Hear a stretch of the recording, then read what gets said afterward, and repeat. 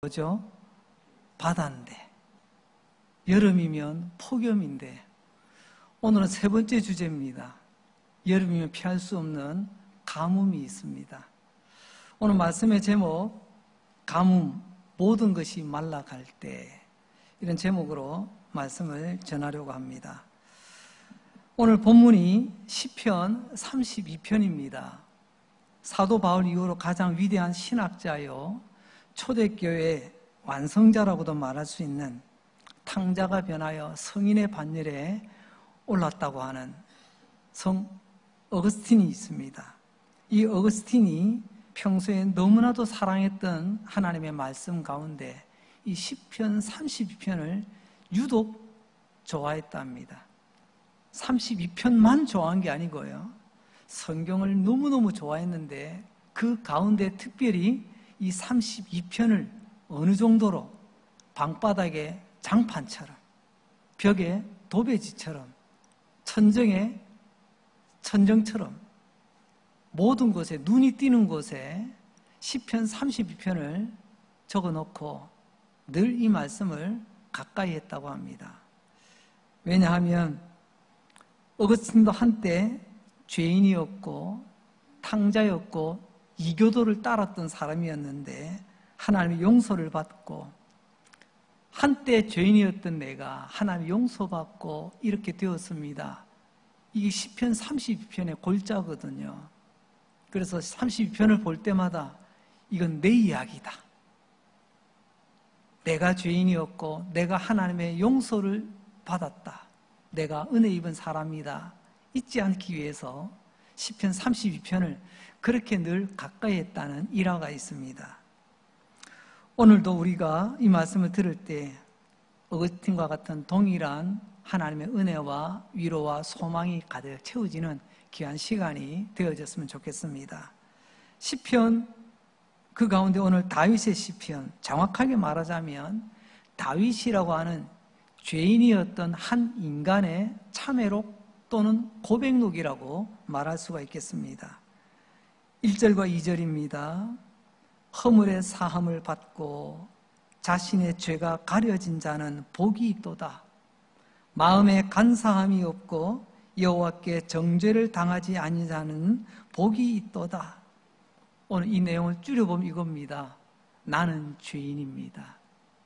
그러나 하나님께서 나를 용서해 주셨습니다. 바로 그 내용이에요.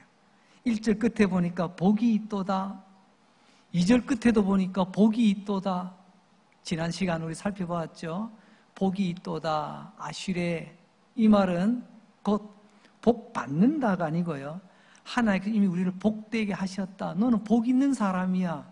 너는 행복한 사람이야. 라는 말입니다. 한마디로 말하면 나는 너무너무 행복합니다. 내가 행복한 이유가 바로 이것입니다. 라고 기록해 놓은 시편이 오늘 우리가 읽었던 본문입니다.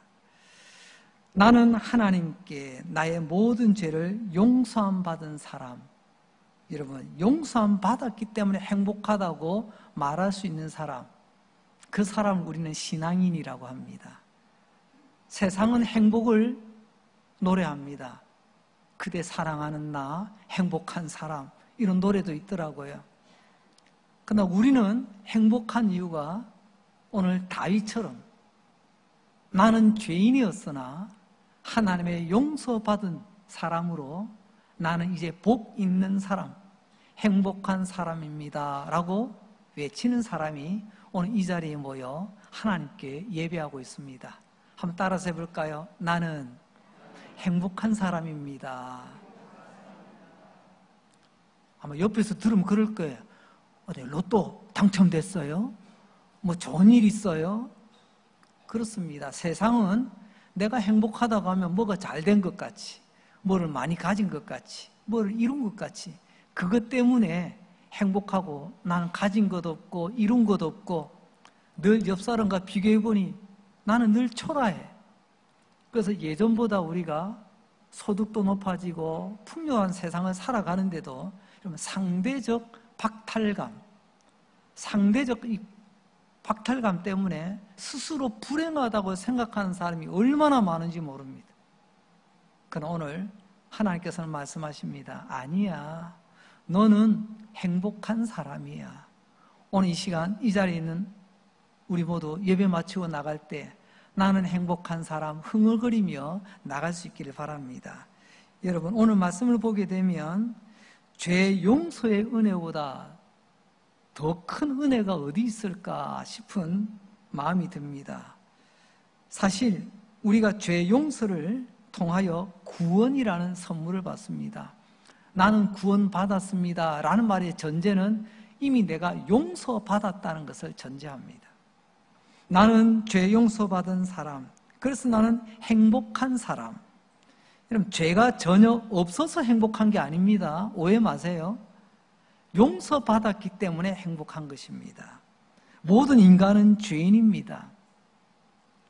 하지만 죄 하나도 없어서 행복한 게 아니라 수많은 죄와 우리의 허물을 용서받았기 때문에 행복하다 고백하였던 이 다윗의 고백을 오늘 저와 여러분 우리도 붙들고 다윗처럼 하나님께 마지막까지 멋지게 쓰임받는 우리 모두가 되었으면 좋겠습니다. 성경의 핵심 주제가 여러 가지가 있습니다.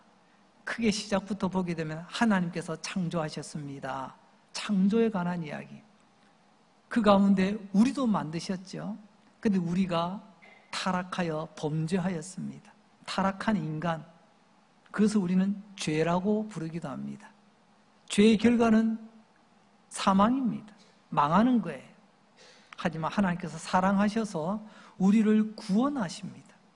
하나님의 구원의 방법, 이 땅에 예수 그리스도를 보내시고 십자가에 못 박아 피 흘려 죽게 하시고 약속하신 대로 3일 만에 부활케 하셨던, 그리고 다시 오시겠다 약속하시는 이 모든 성경의 굵직굵직한 주제들이 있는데요, 오늘 그 가운데 특별히 죄에 대한 이야기를 나눠보려고 합니다. 하나님은 죄가 없으십니다. 천사도 죄가 없습니다. 하늘에 나는 독수리도 죄가 없습니다.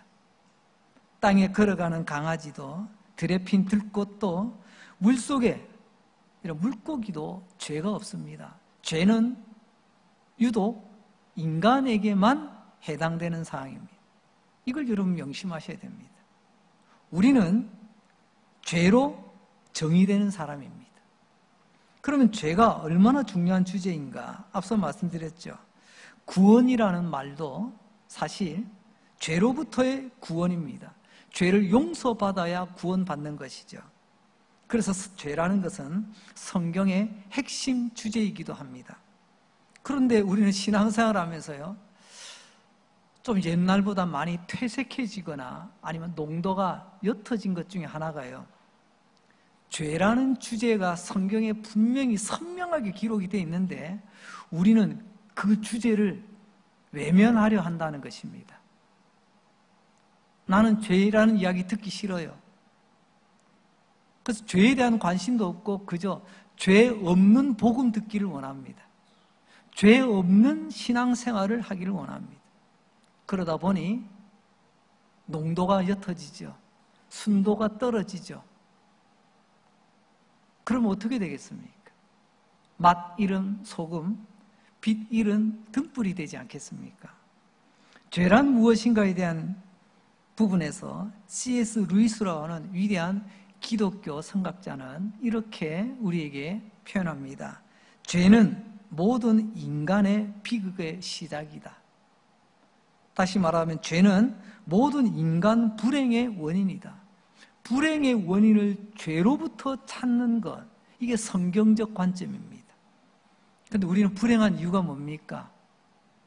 난 저 사람보다 배우지 못했어.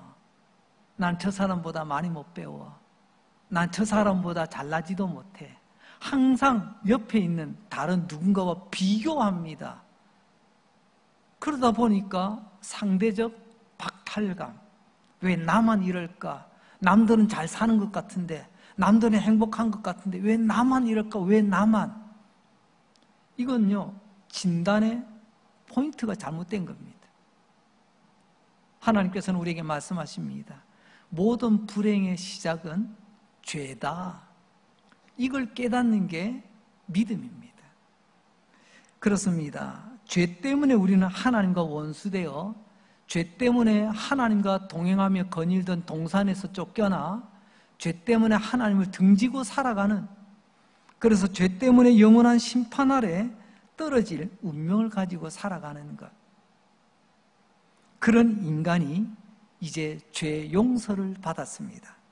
죄 용서라는 말은 그 죄의 문제가 처리됐다는 거죠. 누가요? 내가 열심히 쓸고 닦아서요? 내가 열심히 노력해서요? 내가 돌을 닦아서요? 아닙니다. 죄는 우리 스스로 해결할 수 있는 문제가 아닙니다. 그럼 어떻게 해요? 하나님께서 이 죄를 처리해 가십니다. 하나님께서 내 죄를 처리해 주셨다. 이것을 우리는 다른 말로 오늘 주제 용서라는 말로 바꿔주십니다. 하나님께서 용서하심으로 나의 죄 문제가 해결이 되는 것입니다. 그 결과 우리는 하나님 앞으로 나아가게 됩니다.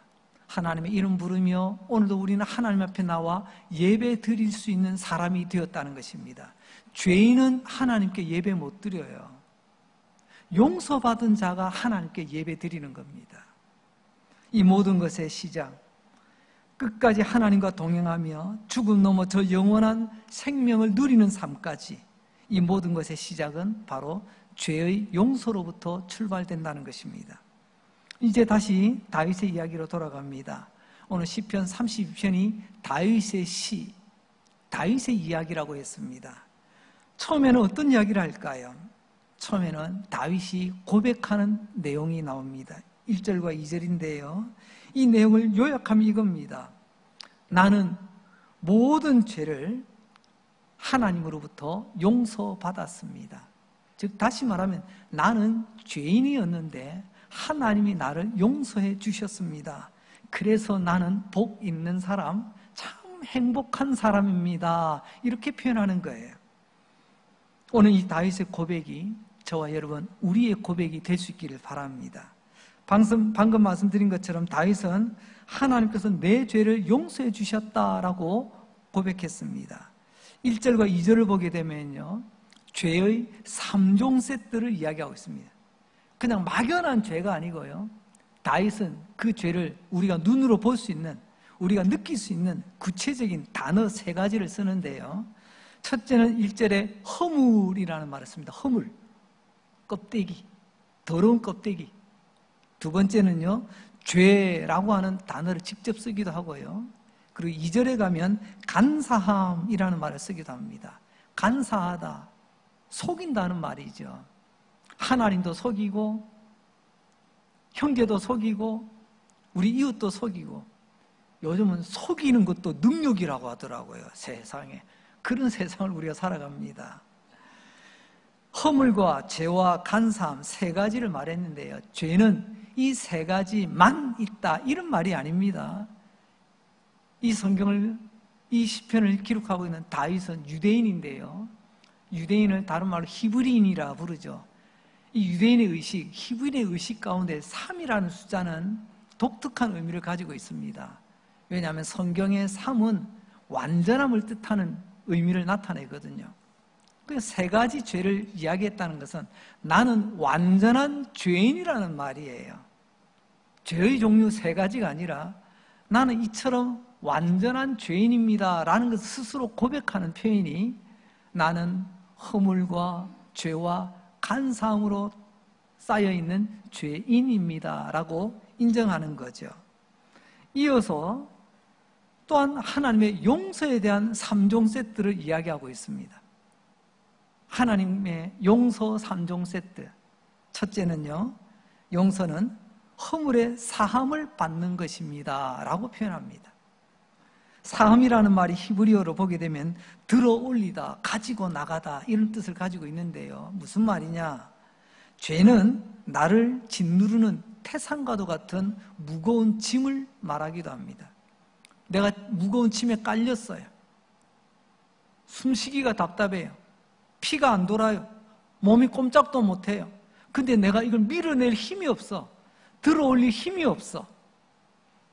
그래서 우리가 숨막힌 삶을, 답답한 삶을 살아가는 것입니다. 그런데 하나님께서 나의 죄를 사함, 그 죄를 들어 올리시고, 아니 아예 가져가 버리십니다. 여러분, 주님께서는 우리의 짐을 들어주실 뿐만이 아니라 아예 그 짐마저 가져가시는 분, 그게 바로 십자가입니다. 십자가에서 우리 주님은 우리 죄의 짐을 짊어지시고 가지고 가셨어요. 통째로 가지고 가셨습니다. 우리는 그것을 죄의 용서라 그렇게 표현합니다. 다시 한번, 예수님은 나의 짐을 가져가셨습니다. 어떻게 해요? 통째로 가지고 가셨습니다. 그렇기 때문에 우리는 그 죄 용서, 죄라고 하는 짐을 주님께서 가져가셨기 때문에 이제는 숨막힌 삶이 아니라 깊은 호흡을 하며 주님 앞에서 살아가는 것입니다. 두 번째로는요, 하나님의 용서는 죄가 가려지는 것이다 라고 표현합니다. 죄가 마귀의 눈에 띄게 되면요, 발각되면 어떻게 되는 줄 아십니까? 바로 마귀가 하나님께 고자질합니다. 고소, 고발, 아시죠? 뭔가 잘못된 거 보면 쪼르륵 달려가서 찔러버립니다. 마귀가 제일 잘하는 게 이게 고자질이거든요. 하나님 죄 보세요. 저는 잘못했어요. 이런 것도 했고요. 저런 것도 했고요. 그리고 또요, 마귀는 그 죄를 가지고 우리에게 자꾸만 협박을 합니다. 나는 네가 한 거 다 알고 있다.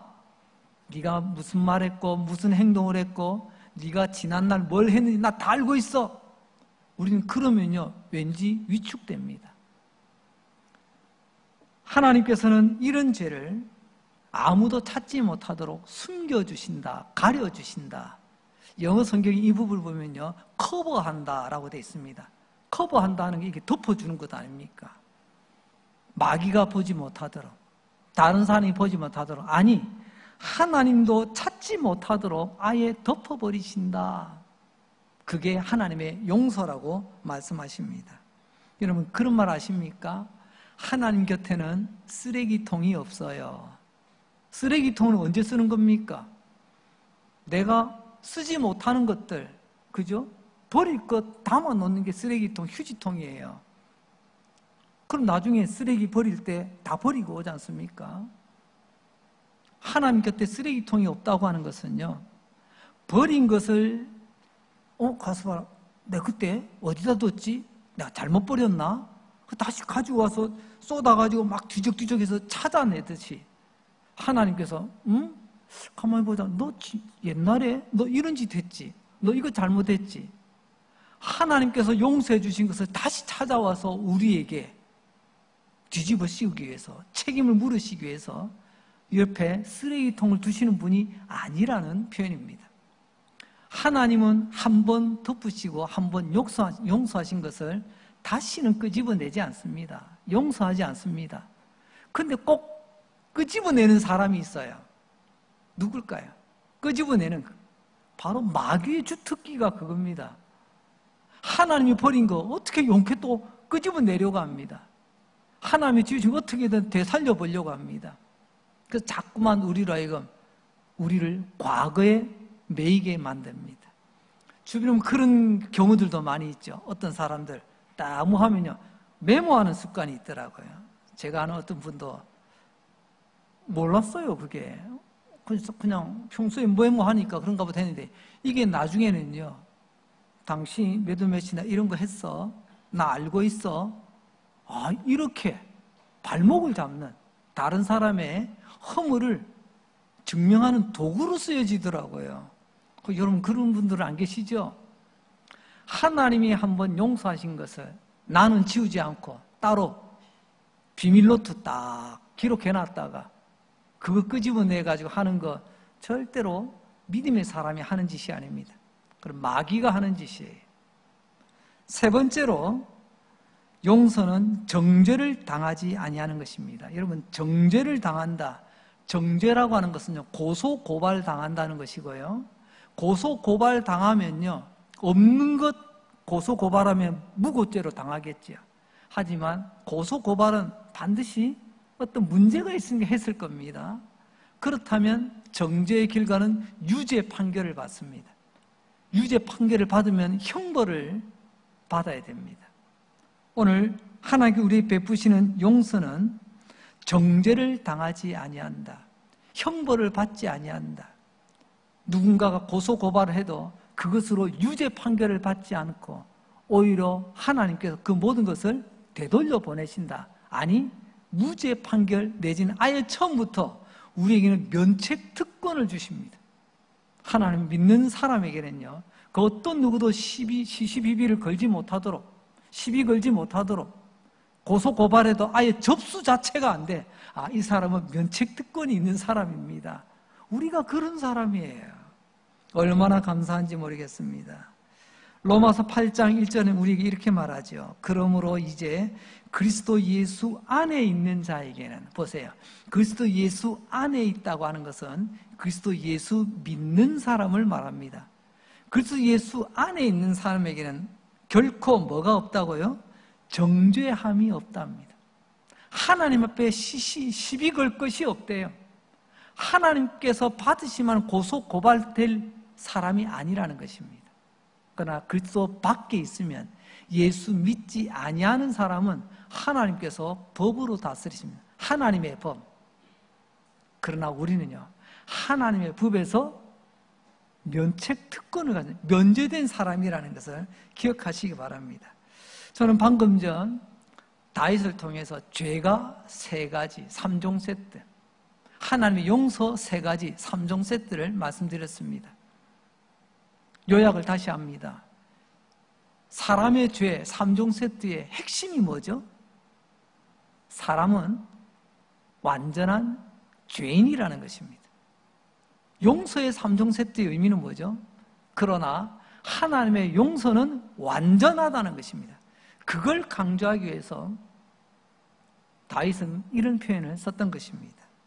자, 이제 다윗의 고백과 함께 다윗의 지난날의 경험담을 늘어놓습니다. 이것을 우리는 간증이라고 하는데요, 3절부터 5절까지 보게 되면 앞에서 이야기했던 이것의 뒷바탕이 될 만한 근거 자료로 내가 과거에 이런 일이 있었다고 다윗이 겪었던 이야기, 단순한 과거의 경험이 아니라 그 가운데 하나님을 경험하는, 하나님을 드러내는 이야기, 간증을 하게 됩니다. 3절 봅시다. 내가 입을 열지 아니할 때에 종일 신음함으로 내 뼈가 쇠하였도다. 다윗은 지금 2가지를 간증하고 있는데요, 첫째, 한때 내가 하루 종일 신음한 적이 있었다고 말합니다. 그럼 다윗이 누굽니까? 왕입니다. 이스라엘 다스리는 왕이에요. 근데 왕이 하루 종일 뭔가 근심에 쌓여 있답니다. 신음에 빠졌대요. 여러분, 신음한다는 것은 마음이 걱정, 근심, 염려, 불안이 찾아올 때 마음에 신음하는 것 아니겠습니까? 그런데 1시간 하다 끝난 게 아니고요, 오전 하다가 끝난 게 아니라 하루 종일 마음이 답답하고 불안하고 걱정, 염려되고 이런 날이 있었다고 말합니다. 다윗도 말입니다. 그리고 2번째는요, 그리고 내 뼈가 쇠하였습니다. 내 뼈가 약하여졌다는 것입니다. 이 말은 앞에 신음은 내 속사람, 내 마음을 이야기하는 거겠죠. 뼈는 내 겉사람, 내 육체, 육신을 말하는 거겠죠. 한마디로 말하면 내 몸과 마음이 매우 힘든 날들이 있었습니다. 너무너무 힘들어. 마음은 답답하고 몸은 힘들고 고통스럽고. 궁금합니다. 천하의 다윗도 마음이 말라가고 몸이 흔들리는 이런 고통의 날들을 보낸 이유가 있다고 합니다. 오늘 다윗이 자기가 고백을 합니다. 내가 이렇게 마음이 힘들고 몸이 힘든 날이 있었는데 그 왜 그랬는 줄 아십니까? 그 이유를 보니까 앞에 뭐라고 되어 있습니까? 다시 3절을 보니까 내가 입을 열지 아니할 때, 내가 입을 열지 않고 하고 입 다물고 있을 때, 여러분 입 다물고 있다는 말이 뭡니까? 앞에서 말했잖아요. 나는 완전한 죄인입니다. 근데 그 죄인됨을 내가 입으로 말하지 않고 속으로만 입 다물고 아무 일도 없는 것처럼 그렇게 입 다물고 있을 때 내가 몸과 마음이 매우 힘들었습니다 라는 간증입니다. 여러분, 이 입을 열지 않았다, 입 다물고 있었다라고 하는 것은 내가 죄인인 것 뻔히 아는데도 하나님께 토해내지 않았다는 거예요. 하나님께 고백하지 않는다는 것입니다. 문맥을 한번 잘 살펴보십시오. 다윗이 입을 꾹 다물고 있을 때 마음이 괴롭고 뼈가 말라가지 않습니까?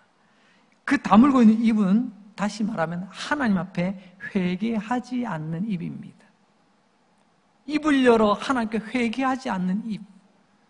하나님 앞에 실토해야 되는데, 내가 약하고 악하여 죄를 지었다고 인정하고 실토해야 되는데 끝까지 아무도 모르는 것처럼 꾹 다물고 있는 그 다윗. 다윗도 그런 날이 있었다네요. 세상에 우리가 알던 다윗, 참 인간적인 솔직한 모습을 보게 됩니다. 더 쉽게 말하자면 이렇게 적용할 수 있을 것 같습니다. 강릉제일교회 성도들이요, 내가 나의 죄를 숨기고 감추려고 하나님 앞에 꼭 다물고 있을 때 내 몸과 마음이 매우 답답하고 매우 힘들고 그런 내 몸과 마음이 바싹바싹 말라가는 날도 있었답니다 라는 말이에요. 그렇게 간증하고 있는 것이죠.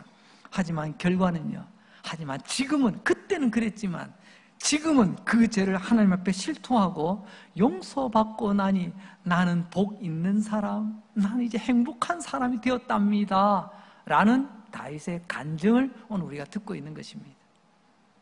그리고 계속되는 이야기는요, 어떻게 그게 가능했을까? 내가 입 꾹 다물고 내 몸과 마음이 바싹바싹 메말라가는 그때 하나님께서 한번 두고 보자, 하나님께서 발짱 계신 것이 아니라 하나님께서 내 인생에, 내 삶에 하나님이 개입해 오셨다는 것입니다. 하나님의 은혜가 내 인생에 개입하셨다는 것이죠. 4절 말씀입니다. 주의 손이 주야로 나를 누르시오니 내 진액이 빠져서 여름 가뭄에 마름같이 되었나이다. 오늘 말씀의 제목이 여기서 나옵니다. 여름 가뭄처럼 말라가게 되었습니다. 보세요. 하나님께서 찾아오시기 전까지, 하나님께서 내 인생에 개입하시기 전까지 그때는 심히 답답하고 심히 괴로웠어요. 그러나 하나님께서 우리에게 개입하십니다. 한번 따라서 해볼까요? 회개도 은혜입디다. 여러분, 은혜. 오늘 우리 예배 시작할 때 어떻게 인사했습니까? 오늘도 은혜 받읍시다. 여러분, 기분 좋은 게 은혜가 끝이 아니에요. 여러분, 회개도 은혜라는 것을 오늘 하나님은 말씀하고 계십니다. 그런데 어떡하죠? 어느 순간부터 우리는 회개의 은혜를 잃어버렸어요. 회개 없는, 이 은혜가 구멍 난지도 모르고 회개할 줄 모르는 교인들이 가득 차게 되었습니다. 여러분 자신도 한번 돌아보세요. 내가 믿음 생활하는 가운데 나는 이 회개의 은혜를 나는 언제 누렸던가? 오늘 예배당에 나오시기 전까지 한번 거슬러 보세요. 내가 그 은혜 하면서도 나는 정말 회개가 은혜였다라는 것을 언제 나는 인정했나요? 오늘 하나님의 은혜가 내 죄 가운데 개입하신다는 것을 이렇게 표현하고 있습니다. 첫째, 주의 손이 나를 누르셨습니다. 때로는 하나님께 따스한 손으로, 부드러운 손길로 나에게 찾아오시기도 하시지만 때로는요, 내가 죄 가운데 있을 때에는 하나님께서 나를 짓누르듯이 찾아오신다는 것입니다. 하나님의 손이 나를 짓눌러 죄에 대해서 입 열지 않고 숨기고 입 꾹 다물고 있는 나에게 하나님께서 그래? 한번 보자 하시면 하나님께서 꾹 누르시는 겁니다.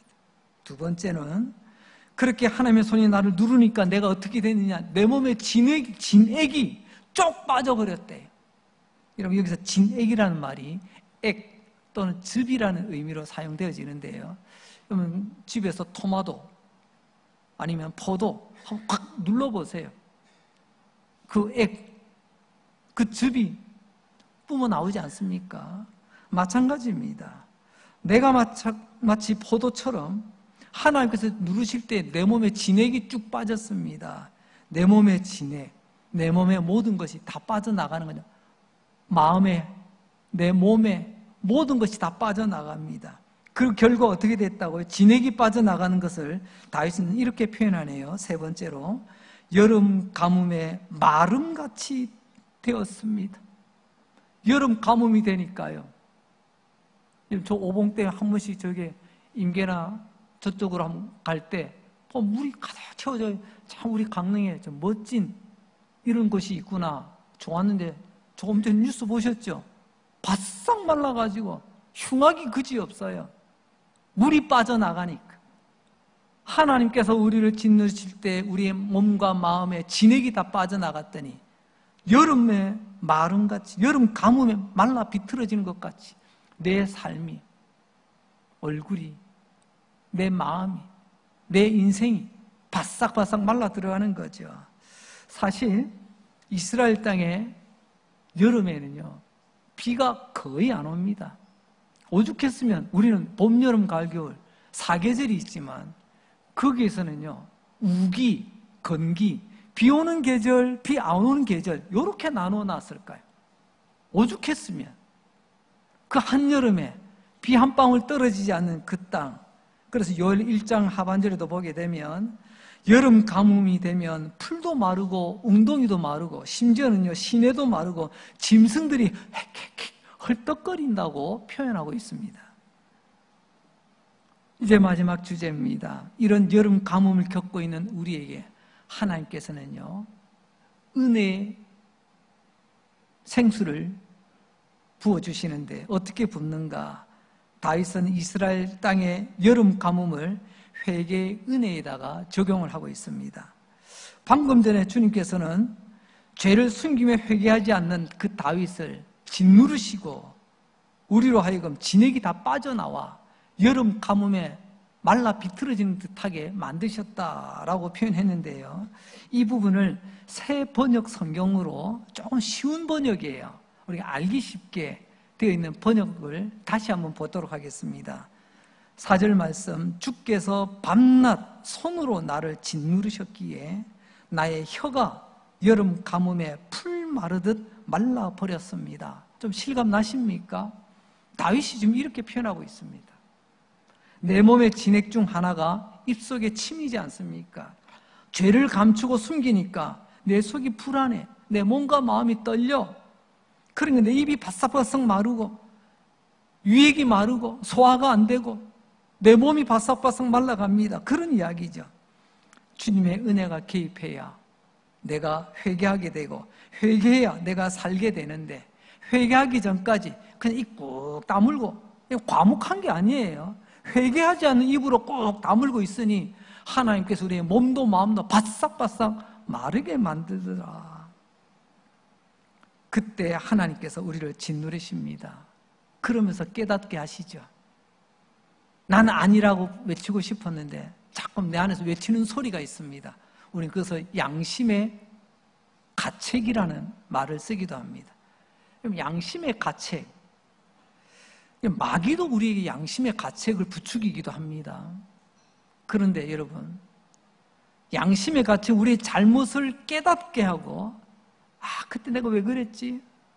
그러면서 내가 후회하기는 만드는데요, 마귀의 부추김은 결국은 우리를 죽음으로 몰아갑니다.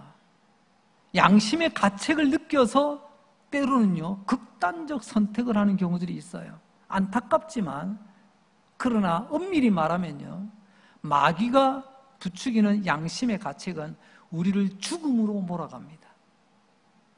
그러나 하나님께서 우리에게 주시는 선한 양심의 가책은요 하나님 앞에 회개하는 길로 이끌어 가십니다.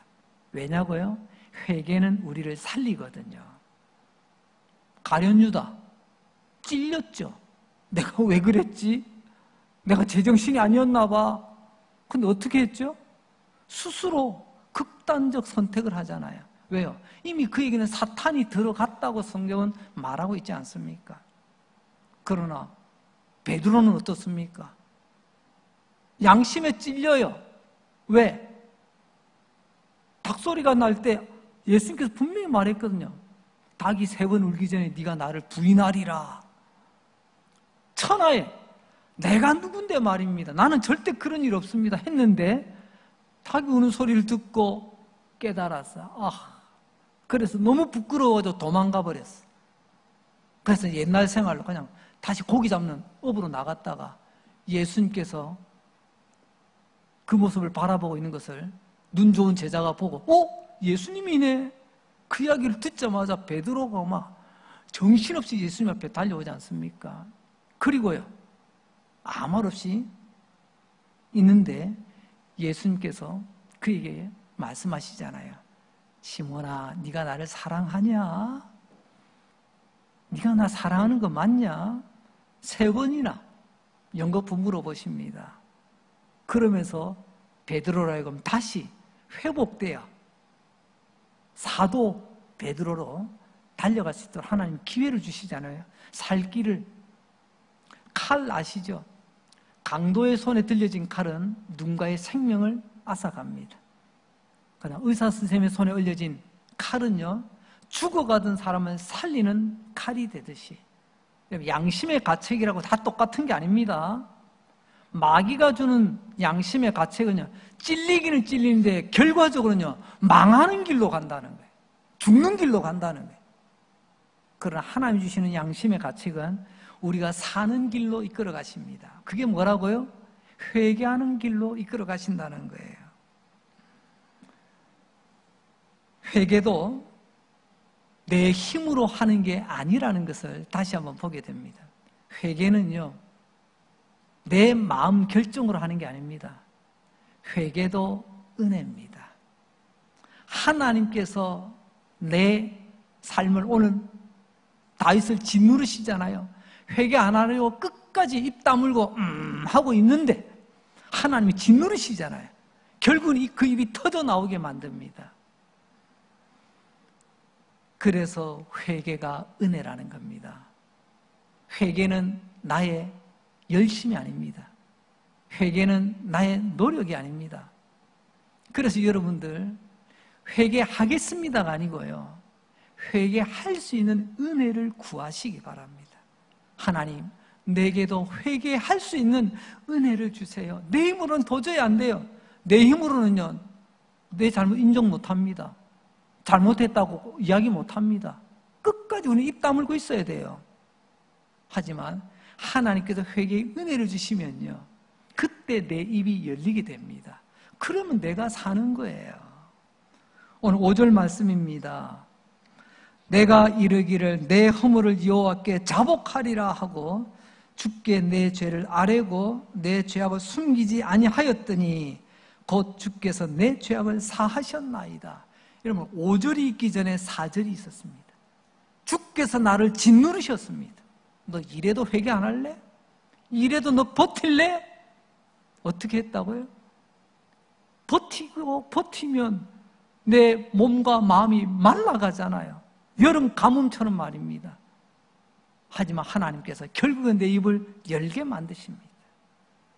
마침내 숨기고 있던 죄에 대해서 다윗이 입을 열죠.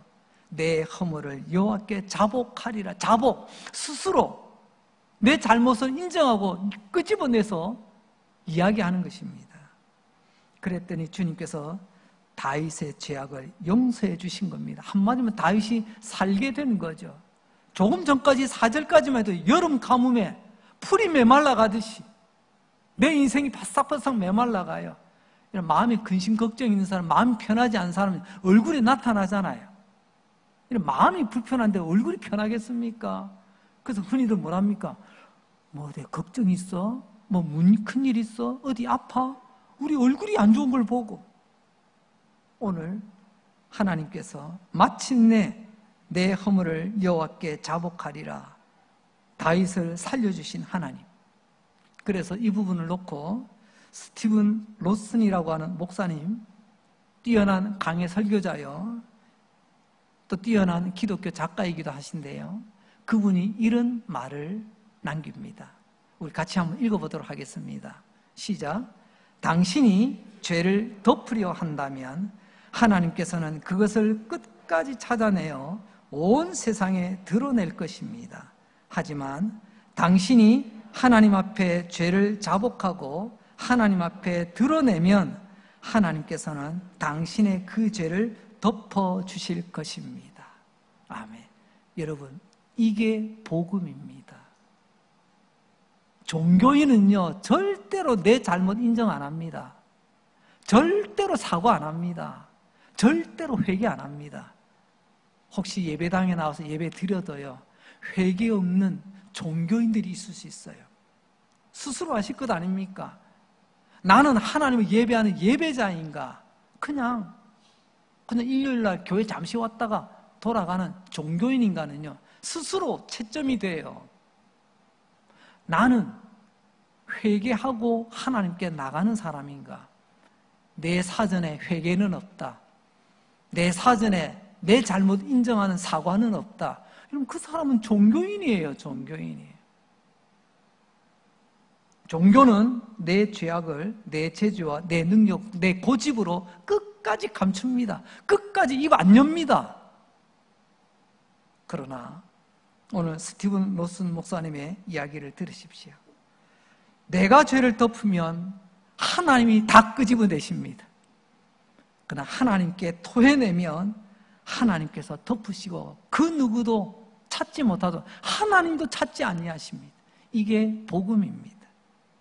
고맙게도 오늘 다윗은 우리에게 이렇게 말합니다. 강릉제일교회 성도들이여, 지난날 나처럼 죄를 숨기고 감추며 해결하려고 하는 그런 어리석은 시도하지 마세요. 강릉제일교회 성도 여러분, 나는 다윗입니다. 지난날 나처럼 죄를 숨기며 감추면서 그런 헛된 시도 꿈도 꾸지 마세요. 그 대신 진정한 해결을 구하십시오. 죄에 대한 진정한 해결이 뭐죠? 그게 바로 하나님의 용서입니다. 하나님의 용서는 어떻게 시작되죠? 하나님의 은혜를 구하는 것입니다. 하나님의 은혜로 나를 눌러주세요. 하나님의 은혜 가운데 나에게 회개의 은혜를 더해주세요. 회개는 나를 살리는 것입니다. 혹시 마음이 답답하고 삶이 메말라가는 이 여름 가뭄에 풀잎이 말라가듯이 그런 답답한 모습으로 힘겹게 나오신 분들 계십니까? 오늘 하나님의 말씀의 처방은 하나님 앞에 엎드려 자복하여 회개하라는 것입니다. 회개의 은혜를 구하라는 것이죠. 말씀을 마무리합니다.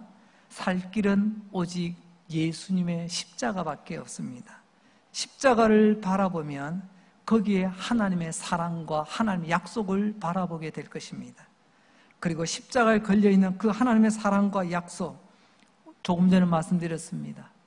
하나님의 사랑, 우리에게 은혜로 찾아오시는 하나님의 손길, 하나님의 은혜가 사랑입니다. 그리고 하나님의 약속, 엎드려 하나님께 토하면, 하나님께 자복하고 회개하면 우리를 살려주시겠다 말씀하십니다. 그리고 모든 죄를 용서하십니다. 어떤 죄도 용서하십니다. 또한 하나님께서는요, 즉각 우리 죄를 용서하십니다. 오늘 5절 말씀 끝에 보면 그런 말 있죠. 곧 주께서 내 죄악을 사하셨나.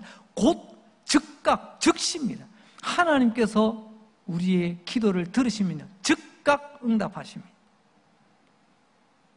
여름 가뭄에 말라가던 풀잎처럼 내 인생, 내 영혼, 내 모든 것 말라갈 때 오늘 말씀 다시 한번 붙드시고 하나님 은혜 가운데 일어나시는 저 여러분 될 수 있길 바랍니다. 마지막으로 잠언 28장 13절 다 같이 한번 읽고 말씀을 맺겠습니다. 시작.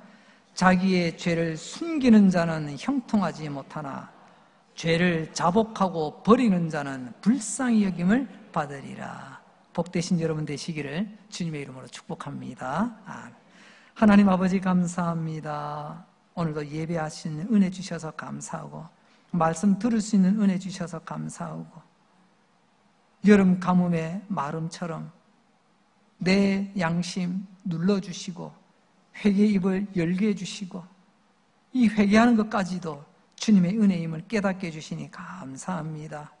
내가 나의 죄 숨기고 감출 때에 하나님 그 죄를 만천하에 드러내시겠지만 내가 그 죄를 주님 앞에 털어놓을 때 주님은 영원토록 그 죄를 용서하시고 감춰주신다고 하시는 이 위대한 복음을 오늘도 우리가 들었사오니 복음에 순종하며 복음에 반응하게 하여 주시옵소서.